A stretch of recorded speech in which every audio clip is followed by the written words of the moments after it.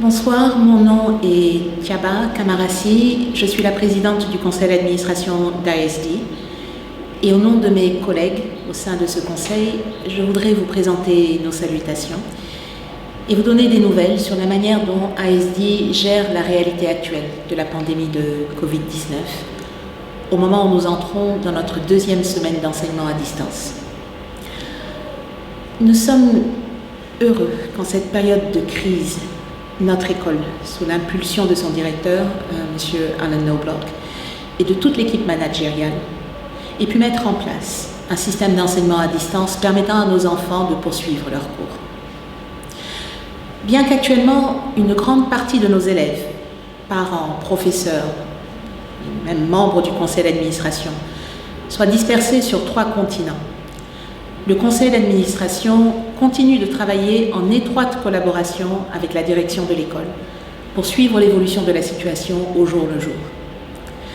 L'administration d'ASD a déployé d'importants moyens pour maintenir une communication active sur les initiatives de l'école et fournir à nos familles des outils d'adaptation à l'enseignement à distance. Je vous encourage vivement à visiter le site web de l'école, car vous y trouverez une abondance de communication et de ressources pour vous aider dans cette phase de transition nouvelle pour nous tous. La direction d'ASD et son conseil d'administration sont engagés à poursuivre leur collaboration au service de notre communauté et à joindre leurs efforts pour garantir à nos enfants une continuité de leurs études dans cet environnement difficile et changeant.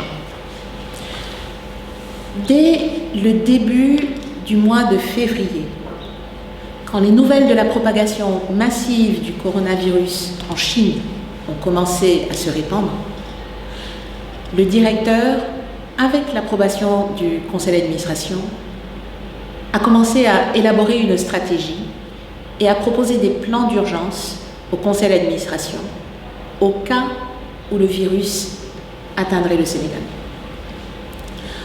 Nous disposons d'un protocole sur les maladies infectieuses qui a été conçu selon les normes applicables aux écoles internationales et que nous avons déroulé il y a 5 ans pendant la crise d'Ebola.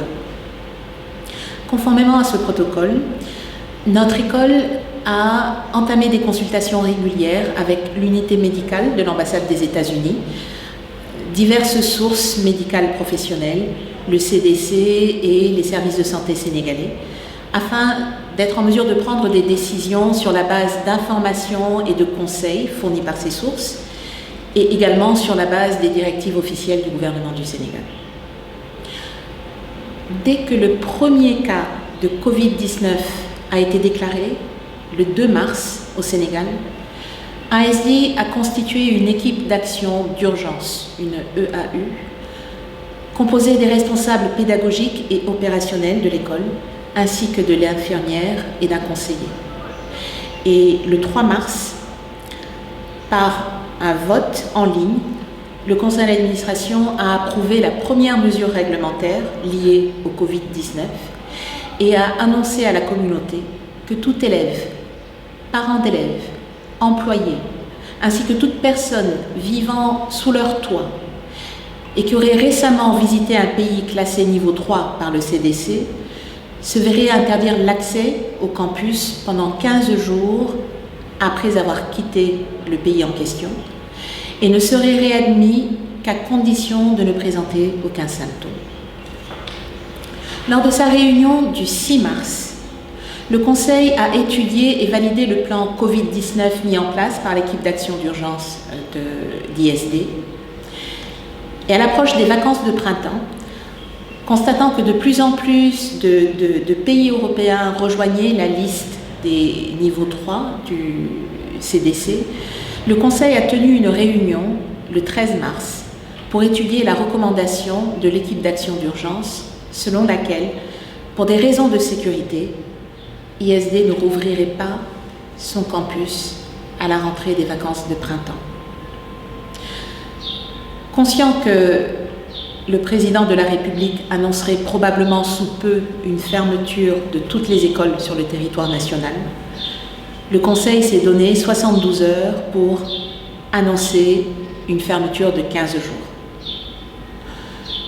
Le 15 mars, le président Macky Sall a annoncé que toutes les écoles du Sénégal devaient rester fermées du 16 mars au 6 avril et ASD s'est conformé à cette instruction. En plus de respecter les décisions du président Sall, ASD a également reconnu ce qui suit. Premièrement, nous ne disposons d'aucun moyen efficace nous permettant de garantir qu'aucun enfant dont la famille s'est rendue dans un pays classé niveau 3 n'accède au campus pendant la durée de quarantaine requise. Certains élèves avaient dit à leurs professeurs que, quoi qu'il arrive, leur famille avait la ferme intention de passer les vacances de printemps en Europe. Et un certain nombre de parents, ayant prévu de rester sur place, avaient déclaré qu'ils garderaient leurs enfants à la maison de peur qu'ils n'entrent en contact avec des enfants qui auraient séjourné en Europe.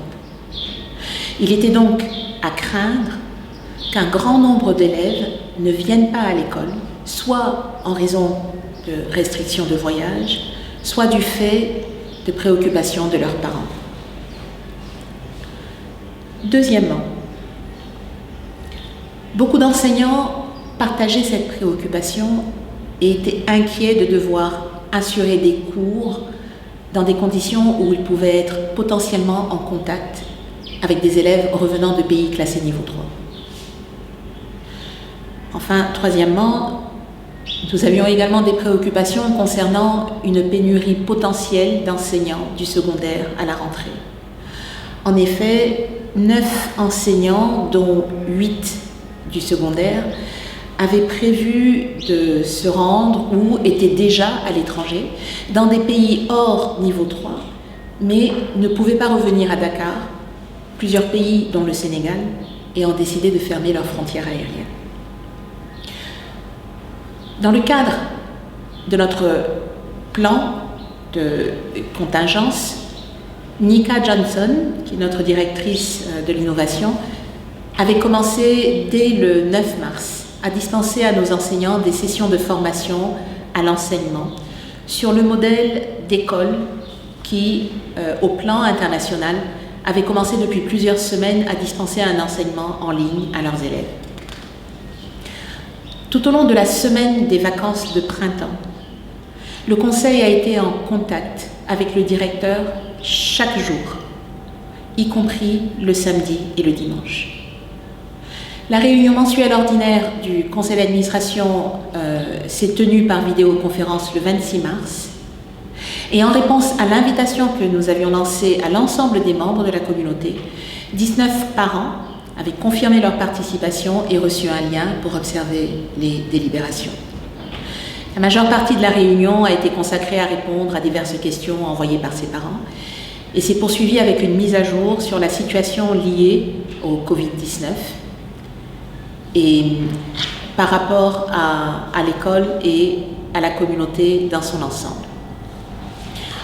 Nos discussions ont inclus l'intention de poursuivre l'enseignement à distance jusqu'à la fin de l'année scolaire, soit jusqu'au 10 juin, ainsi que l'examen des options réalisables pour assurer la tenue de l'Assemblée générale annuelle qui est prévue pour le 15 mai.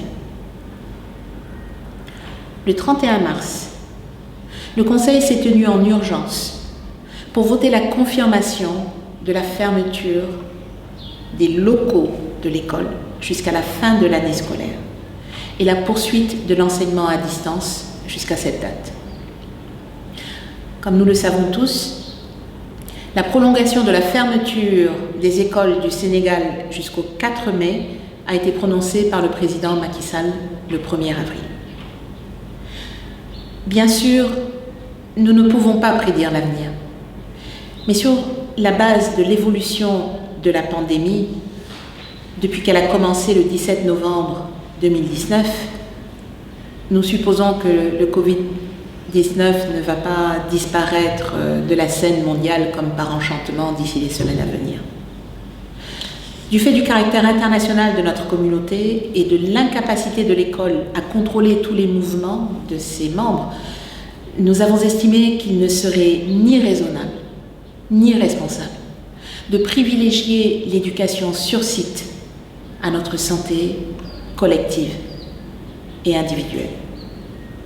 De plus, dans cette situation d'incertitude totale dans laquelle nous avons brutalement été plongés, et alors que les entreprises multinationales et les ambassades établies dans notre pays ont commencé à rapatrier leurs ressortissants, nous avons voulu donner à certains des membres de notre communauté la possibilité de choisir, en toute connaissance de cause, de rester ou de quitter le pays jusqu'au mois d'août pour être aux côtés de leurs proches, sans crainte de manquer une éventuelle réouverture de l'école. La sécurité de nos enfants, des enseignants, des membres du personnel est une priorité absolue. Et à cet égard, nous sommes sincèrement convaincus que la meilleure solution dans le contexte que nous vivons consiste à garder le campus fermé et à nous concentrer sur l'amélioration continue de notre programme d'éducation en ligne. Ceci étant, l'administration se prépare déjà pour des activités qui peuvent être organisées sur notre campus dès qu'il sera devenu sûr de le rouvrir, et qui comprend la mise en place d'une colonie de vacances gratuite pour toutes les familles intéressées. Par ailleurs, et conformément à sa mission, le Conseil a commencé à travailler sur des scénarios de reprise d'activité et sur différentes stratégies à mettre en œuvre pour la prochaine année scolaire. J'ai appris que des réclamations avaient été émises par certains de nos membres et que même des demandes de remboursement de frais de scolarité avaient été exprimées. Je voudrais simplement rappeler que bien que le campus soit fermé, l'enseignement en ligne se poursuit et que plus de 80% de nos dépenses chaque année vont au règlement de salaire. ASD continue à payer son personnel et à entretenir ses locaux. Des dépenses supplémentaires imprévues ont été effectuées pour se conformer au plan d'urgence Covid-19 et pour mettre en œuvre l'enseignement à distance. Conformément au règlement d'ASD, aucun remboursement n'est dû aux familles à ce stade de l'année scolaire et nous n'enfreindrons pas cette règle. Pour votre information, nous avons quand même fait le calcul et si nous devions rembourser les économies réalisées sur 12 semaines de consommation d'électricité et d'eau, chaque famille recevrait $58 par enfant. Notre comité des finances travaille actuellement sur les impacts financiers de la crise et sur différents scénarios qui pourraient être mis en œuvre l'année prochaine. À l'issue de ces travaux, il proposera au Conseil une recommandation sur la meilleure marche à suivre. Et dès qu'une décision sera prise, nous en informerons la communauté. En cette période d'angoisse, de souffrance et d'incertitude, où chacun d'entre nous est aux prises avec des situations familiales et professionnelles compliquées, je voudrais remercier notre personnel, nos enseignants et notre administration pour leur adaptation rapide aux changements drastiques qui se sont imposés à nous et pour leurs efforts en vue de garantir à nos enfants la poursuite de leur parcours académique tout en les soutenant dans leur croissance, dans leur construction et en les aidant à gérer leurs propres craintes concernant le Covid-19 et l'avenir. Je suis impressionnée par l'agilité dont nos enseignants ont fait preuve pour s'adapter à cette crise. Ils ont eu très peu de temps pour se former à l'enseignement en ligne et travaillent dur chaque jour pour améliorer leurs nouvelles méthodes, tout en répondant aux demandes des familles et en faisant face à leurs propres angoisses et préoccupations familiales. Aucun de nous ne préfère l'apprentissage en ligne. Mais ces professionnels font tout ce qu'ils peuvent pour permettre à nos enfants de terminer l'année scolaire avec les compétences et les connaissances dont ils ont besoin pour passer en classe supérieure. Je les salue bien bas pour cela. Je tiens également à vous remercier tous, enfin à nous remercier, les parents d'ASD. Nos enfants ont plus que jamais besoin de nous pour apprendre et se construire à la maison. Nous ne sommes pas des enseignants, mais nous nous efforçons chaque jour de compléter l'excellent travail que font les enseignants. Et c'est dur. C'est dur parce que nous avons également notre travail, notre maison à tenir, nos propres angoisses et nos problèmes familiaux à gérer. Maintenir un objectif commun et un esprit d'appartenance dans ces instants difficiles exige que nous soyons patients, tolérants et surtout capables de faire preuve d'empathie envers nos préoccupations, difficultés et inquiétudes réciproques. Je voudrais également saisir cette occasion pour me joindre à la longue liste de parents qui ont envoyé des messages de remerciement au directeur et exprimé publiquement la gratitude du Conseil pour le travail extraordinaire que M. Knobloch fait pour servir notre communauté. Il est sur la brèche depuis le début de la crise, gérant des situations très difficiles et des informations sensibles. En dépit de sa propre fatigue et de son stress, il s'est fait un devoir de fournir des messages quotidiens à la communauté pour partager des informations recueillies auprès de son vaste réseau, d'autres directeurs d'écoles internationales, de membres du corps diplomatique, du CDC, des Nations Unies et du gouvernement sénégalais. Un nombre important de nos familles, de notre administration, de nos professeurs et de notre personnel, ainsi que de membres du Conseil, ont choisi de rentrer chez eux. Un membre de notre communauté a été testé positif et heureusement c'est depuis complètement rétabli. Un autre a malheureusement perdu son père du fait du Covid-19 la semaine dernière en Italie. Tout au long de ces événements, M. Knobloch a toujours été présent pour fournir des informations, gérer les situations, aider à la logistique et donner des conseils, de l'assistance et du réconfort. Il est allé largement au-delà de ce que nous serions raisonnablement en droit d'attendre de lui, d'un point de vue professionnel. Enfin, j'aimerais juste prendre un moment pour simplement admettre à quel point cette situation est difficile pour nous tous. Aucun de nous ne sait exactement où cette crise nous mènera, ni comment notre monde en sera modifié. J'espère que nous pourrons continuer à y faire face ensemble, en tant que communauté unie. Je vous invite à partager avec moi vos préoccupations concernant l'école en m'écrivant à boardbox@isd.sn ou à contacter n'importe quel autre membre du Conseil. Nous sommes toujours motivés à échanger avec vous, et aujourd'hui plus que jamais. Nous partageons vos inquiétudes et nous sommes à l'écoute de toute suggestion proactive que vous pourriez nous faire. Ensemble, nous pourrons rester forts et surmonter cette épreuve. D'ici là, prenez soin de vous, de votre santé et de celle de vos êtres chers.